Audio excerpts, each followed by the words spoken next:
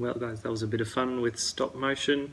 The bottom line is this a good packing cube? Yes, it is a good packing cube. Very well made, very sturdy. Different features that you don't see on all packing cubes, like the waterproof pocket at the bottom. The expandability is fantastic. Would I recommend that you buy it? If you have a boundary supply primer system or the new Aaron pack that this is made to fit into, it's probably a good idea, but to be honest, you probably are going to be able to find a really cheap one that will fit into the bags as well, but are they going to have the same features and the same build quality? No, they're not, but they are going to be a lot cheaper. So really up to you and your budget, but this is a very, very well made packing cube.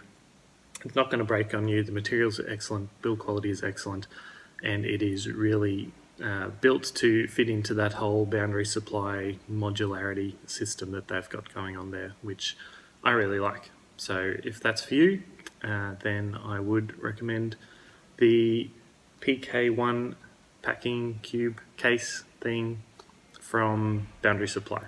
Very good. That's it for today, guys. Thank you very much.